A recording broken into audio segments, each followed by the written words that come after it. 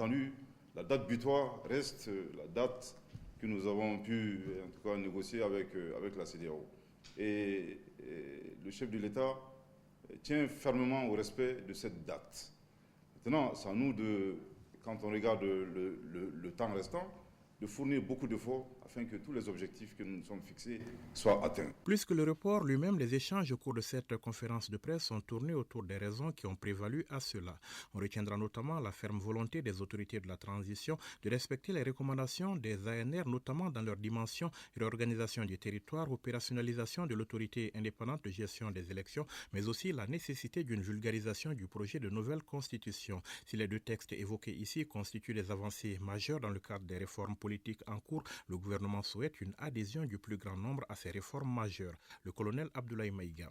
Nous sommes permanemment obligés de chercher un équilibre entre deux principes qui, sans pour autant s'opposer, peuvent être des fois difficilement conciliables. D'un côté, nous avons la recherche du consensus et de l'inclusivité, qui sont très chers au chef de l'État, et de l'autre côté, nous avons le chronogramme.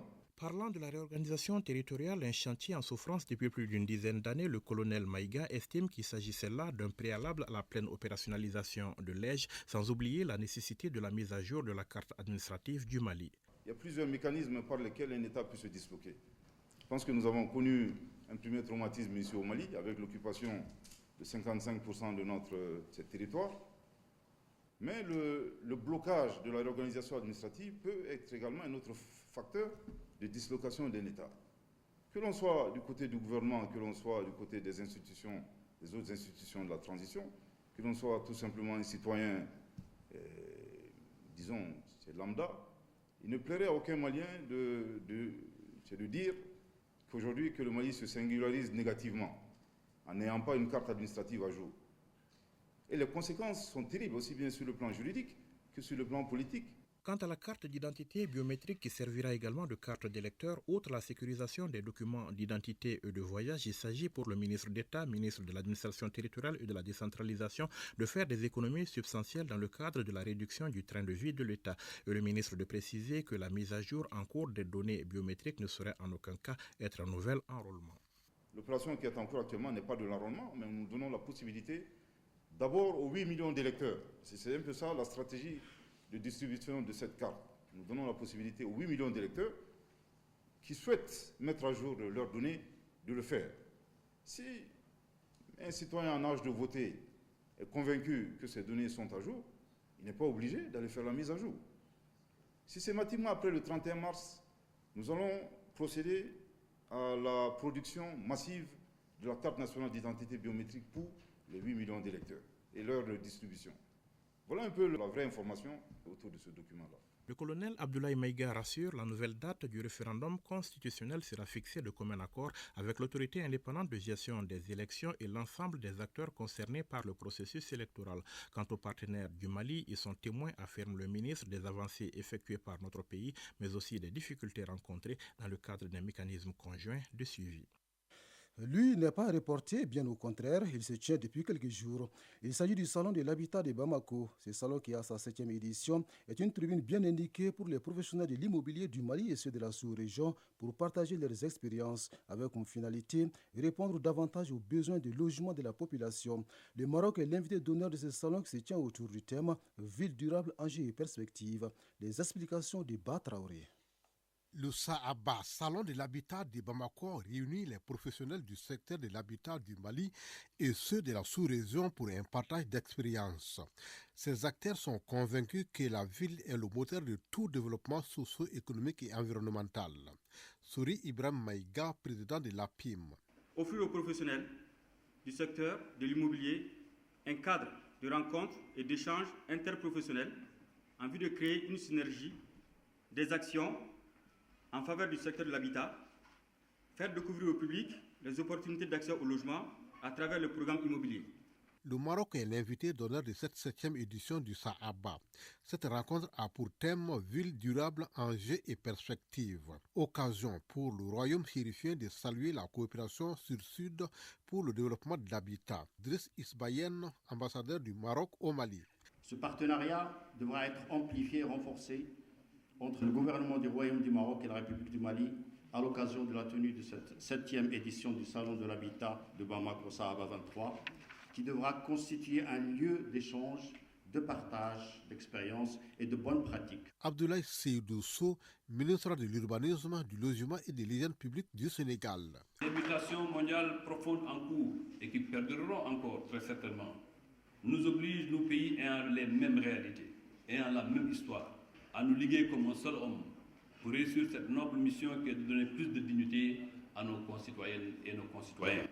L'accès du plus grand nombre de Maliens à un logement décent est l'une des priorités du gouvernement de transition.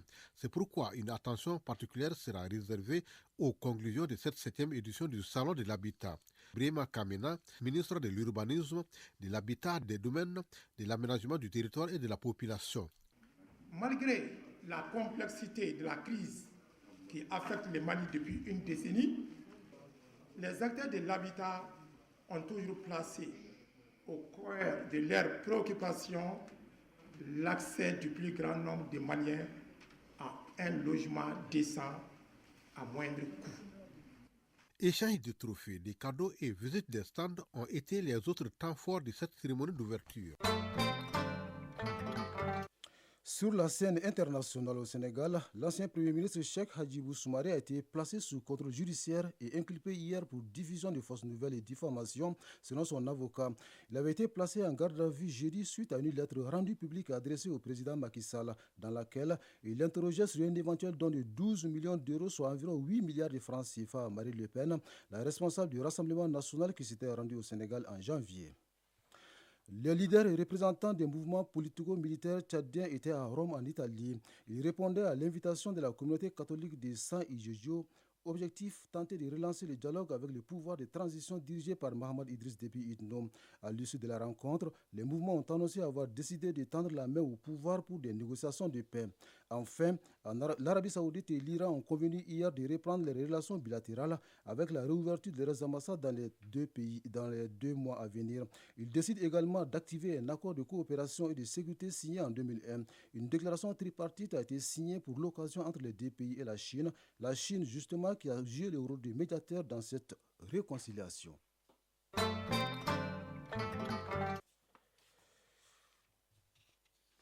Retour à l'actualité nationale, direction Kita pour parler de la relance du trafic ferroviaire. Désormais, c'est du concret. Une équipe du département en charge des transports et des chemins de fer à bord d'un train voyageur a fait le trajet Bamako-Kita avec à la clé une escale au niveau des différentes gares ferroviaires pour informer et sensibiliser la population sur la reprise très prochaine de ce trafic au niveau national. Et c'est dans une liesse totale que la délégation nationale a été accueillie par la population de Kita. Une ambiance que nous décrit notre correspondant sur place, Mahamadi Alioubari. À l'entame du trajet Bamako-Kaï, le ministre Dambélé Madina Sissoko a tenu à rappeler les efforts consentis par les autorités. On a fait un programme de mise en œuvre des activités prioritaires. Aujourd'hui, nous sommes là dans le cadre du lancement d'une mission de sensibilisation. Tout au long du trajet Bamako-Kaï, en passant entre autres par Kati, Kita, Tukoto, Walia et Mahina, plusieurs messages allant du civisme à la citoyenneté. Ibrahim Maïga, directeur général du SOMAFER. Ce qu'on peut dire à la population riveraine des rails et aux autorités, leur appui et leur accompagnement pour que la relance de l'activité ferroviaire qui est vraiment imminente aujourd'hui puisse se faire dans les meilleures conditions. C'est dans une immense ferveur que les autorités et les populations riveraines de Kita ont accueilli la délégation, une promesse dont plusieurs riverains se sont réjouis. Daouda Maïga, gouverneur de la région de Kita. Il faudrait, pour qu'on évite d'avoir perdu le train pendant des décennies, que nous repartons sur une base saine et claire, basée sur principalement l'ordre et la discipline. Les populations à l'accueil ont salué l'effort du président de la transition et du gouvernement pour la relance du train sur l'axe Bamako-Kaï. Kita, Mohamed Aloubari Nouhoun Kamara, Mohamed Fabrice Kambo pour l'ORTM. La reprise du trafic ferroviaire leur donne également du sourire. Entendez par là les maires qui sont désormais aptes à prévenir et à gérer d'éventuelles crises ou catastrophes au niveau de leurs communes respectives. Ces élus étaient à l'école d'un guide pratique élaboré sur le sujet par le département en charge de la sécurité. Pendant 5 jours, ils se sont bien appropriés le document afin de contribuer à mieux coordonner les actions sur le terrain en cas de désastre. Jules Sambou Sissoko nous en parle. Le séminaire de haut niveau avait pour principal objectif le renforcement des capacités des maires sur le guide pratique de gestion des crises et de catastrophes. Son appropriation permettra de mieux gérer en synergie les crises et les catastrophes naturelles. Nous Diara, porte-parole des participants. Nous nous engageons à assumer toutes nos missions et responsabilités dans la mesure de nos moyens et de donner notre engagement à soutenir le processus de transition et à souhaiter que le développement de la décentralisation contribuera beaucoup en cela. Jory Van Bell, représentant de la chef de la mission ECAP Sahel Mali. Anticiper, coordonner et communiquer sont des actions essentielles en gestion de crise. Oublier cette réalité de la gestion, aussi professionnelle soit-elle, sera presque perçu comme improvisé, amateuriste. 5 jours durant, le document a été examiné avec intérêt et interactivité. Cela pour une meilleure dissémination à la base. Omar Sogouba, secrétaire général du ministère de la Sécurité et de la Protection civile. Selon les dispositions légales en vigueur, vous êtes les responsables de l'activation et de la désactivation du plan OCSER au niveau communal. Nous sommes heureux de pouvoir compter sur votre leadership dans le cadre de la prévention, la préparation, la réponse avec efficacité, sinon avec efficience aux crises et catastrophes. Les maires ont formulé plusieurs recommandations pertinentes, parmi lesquelles la révision du décret instituant le plan Orsec au Mali, en tenant compte de la nouvelle technologie en vigueur. Le séminaire a été sanctionné par la remise des attestations.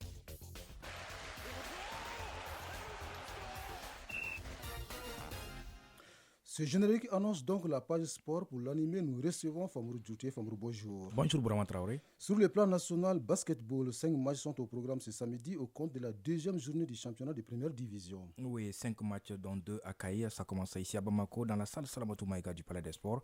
À 15h, les messieurs ouvrent le bal. Atar Club de Kidal sera face à l'AS Manding qui a perdu son premier match. Ensuite, il y aura 2 rencontres chez les dames. Calaban Sport Club joue contre l'AS Comète 6 et le premier choc de cette saison mettra aux prises le Djouloubassé et le stade malien de Bamako. À Kaï, les 2 clubs de la localité, à savoir le Sigui et le centre Salamatou Maïga, reçoivent l'AS Police hommes et dames. La deuxième journée a démarré vendredi 10 mars avec 2 matchs. Les Scorpions de l'AS Iral ont dompté les militaires de l'USFAS 82-74. Dans l'autre rencontre qui a concerné les messieurs, l'AS Iral s'est imposé également devant l'USFAS par 74-64. Le match qui devait opposer le Djouloubassé au stade malien de Bamako chez les messieurs a été reporté en raison de la rencontre des Blancs de Bamako ce dimanche à la Basketball African League BAL. On continue avec la balle au panier, mais cette fois-ci sur le continent. La 3e saison de Basketball Africa League débute également ce samedi. Oui, 12 clubs de 12 pays participent à la 3e saison de la Basketball Africa League. Cette saison, les clubs joueront à nouveau dans 2 conférences, la conférence du Sahara et du Nil. La conférence Sahara débute ce samedi 11 mars à la Dakar Arena et c'est jusqu'au 21 mars, tandis que les matchs de groupe de la conférence du Nil se joueront au complexe sportif intérieur Hassan Mostafa au Caire du 26 avril au 6 mai. Les 4 meilleures équipes des 2 conférences se qualifieront pour les éliminatoires et les finales de la balle qui comprendront un tournoi à élimination directe au BK Arena de Kigali au Rwanda du 21 au 27 mai. Je le disais, le tournoi de la conférence du Sahara commence aujourd'hui par le match AS Douane du Sénégal, Abidjan Basketball Club ABC à 16h. Le champion en titre du BAL, l'US Monastir de Tunisie, débute la défense de son titre ce dimanche 12 mars contre le stade malien de Bamako. L'US Monastir de Tunisie qui a battu Petro Luanda d'Angola lors de la finale du BAL 2022 à Kigali fait partie des 5 équipes qui reviennent à la compétition depuis la saison dernière. Elles seront accompagnées cette année par 5 débutants. Le stade malien de Bamako du Mali, Abidjan Basketball Club de la Côte d'Ivoire, coaché par l'Australienne Liz Mills, Al Ahly d'Égypte, City Oilers de l'Ouganda et Kwara Falcons du Nigeria. Quant à l'AS U21 du Sénégal. Elle retrouve la compétition après avoir participé à la saison inaugurale en 2021. Vous avez mentionné tout de suite son nom. L'Australienne Liz Mills poursuit son tour d'Afrique. La voici entraîneur de ABC de Côte d'Ivoire. Oui, la Côte d'Ivoire est le 6e pays africain où l'Australienne a posé son baluchon après la Zambie, le Cameroun, le Rwanda, le Kenya et le Maroc. À chaque fois, elle a coaché des hommes, un parcours unique pour une femme. Alors Liz Mills a notamment coaché les champions marocains de Salé jusqu'au quart de finale de la Basketball Africa League 2022 où ils ont été battus par le finaliste Petro Luanda. C'était la première fois qu'une femme dirigeait une équipe sportive professionnelle marocaine. J'avais déjà entendu parler de ABC par le biais des championnats des clubs FIBA. Ils ont participé à ce tournoi tout au long de la décennie où j'étais sur le continent, donc je les connaissais en tant qu'équipe, a-t-elle déclaré à ESPN. L'Australienne n'est pas en territoire inconnu dans ce nouveau club. Elle a déjà côtoyé l'expérimenté shooter Stéphane Konaté et certains des jeunes joueurs d'ABC. Pour boucler les chapitres basketball, notre compatriote Haman Yang, président des FIBA Monde, a salué le partenariat avec la NBA qui a donné naissance à la Basketball Africa League. Mais le Malien a été clair, il n'y a aucune concurrence avec la NBA. Il n'y a pas de concurrence entre la FIBA et la NBA. La balle est un produit que nous partageons. On voit que le basketball local se développe avec la qualification de nouveaux clubs. On va continuer cette collaboration pour le bonheur du basket africain, note le patron du basketball mondial. Le vainqueur de la Basketball African League se qualifie directement pour la Coupe intercontinentale prévue du 21 au 24 septembre. Ce sera à Singapour. On passera de 4 à 6 équipes au mois de septembre. On sera dans cette ville pour 4 ans. C'est un produit qui permet de mettre en exergue les clubs. Les clubs se battent pour prendre part aux éliminatoires et se donnent les moyens de figurer parmi les 6 autres qualifiés. Nous comptons sur la presse pour que le basket se développe en Afrique, annonce le Malien Haman Yang, président de FIBA Monde. Football, à présent, la finale de la CAN des moins de 20 ans se joue cet après-midi entre le Sénégal et la Gambie. Deux pays voisins, le Sénégal et la Gambie, s'affrontent ce samedi 11 mars en finale de la 23e édition de la CAN des moins de 20 ans au Caire, en Égypte. Les deux sélections ont l'ambition d'inscrire leur nom pour la première fois au palmarès de la compétition. Depuis le début de la compétition, le Sénégal et la Gambie représentent les deux sélections qui ont fait la plus forte impression. Ainsi, les deux voisins d'Afrique de l'Ouest ont remporté leurs 5 matchs dans ce tournoi, le tout sans concéder le moindre but. En revanche, les deux attaques ont cartonné avec 12 buts inscrits par les Lionceaux et 10 par les Scorpions.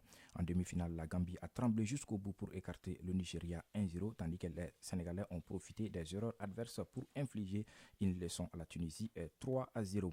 Retrouver les deux sélections à ce niveau ne représente donc pas une surprise. Le Sénégal a déjà pris part au final de 3 des 4 dernières éditions, mais a systématiquement échoué sur la dernière marche. De son côté, la Gambie avait déjà atteint le dernier carré en 2007 et lors de la précédente édition.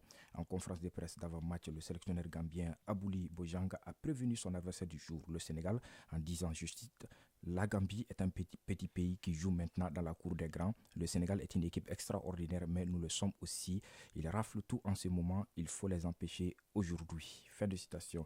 Alors, qui du Sénégal ou de Gambie remportera la CAN de moins de 20 ans de la première CAN de la première édition de la CAN de moins de 20 ans de son histoire? La réponse est cet après-midi à partir de 17h, temps universel. Une rencontre que vous pourrez suivre en direct sur ORTM 2.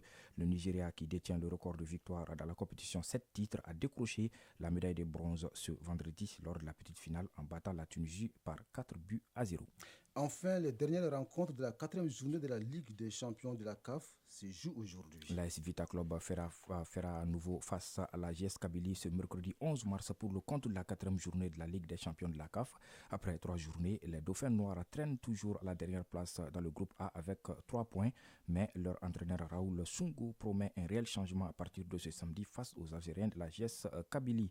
Maintenant, nous jouons la phase retour et il nous faut par tous les moyens récupérer les points perdus lors de la phase aller pour se qualifier à l'étape suivante, a déclaré l'entraîneur du club congolais. Dans l'autre match du groupe, le Wydad de Casablanca, leader du groupe A avec 6 points, se déplace en Angola pour défier son dauphin Petro Luanda. À l'aller, les Marocains l'avaient emporté par le minimum d'1-0. Le troisième match du jour concerne le groupe B. Les deux cadors du groupe Mamelodi Sundowns et Al Ahly d'Égypte seront face à face en Afrique du Sud pour le deuxième acte de leur double confrontation. Ils ont partagé les points en Égypte en faisant un match nul 2 buts partout. partout. Avant leur duel aujourd'hui, c'est le club soudanais d'Al Hilal qui occupe la tête du groupe B avec 9 points en 4 journées. Mamelodi Sundowns avec 7 points et Al Ahly d'Égypte est 3e avec 4 unités. Les Camerounais du Coton Sport officiellement éliminés ferment la marche avec 0 points. La 4e journée des matchs de groupe de la Ligue des champions de la CAF a débuté mardi 7 mars avec 5 rencontres, aucun match nul. Al Hilal Omdurman, Raja Casablanca, Simba de Tanzanie, Ser Belouizdad et Zamalek ont tous gagné. Merci Famoud Dourté pour cette page sportive bien fournie qui met d'ailleurs un terme à cette édition qui vous a été présentée par Brahma Traoré au Malette, Absé Traoré. La mise en ligne est assurée par Abdul Aziz Koulibaly. Merci à vous de nous avoir suivis. Retrouvez Isaac Tino à 13h pour la 2e édition du journal. Passez d'excellents moments à l'écoute de la Radio Nationale.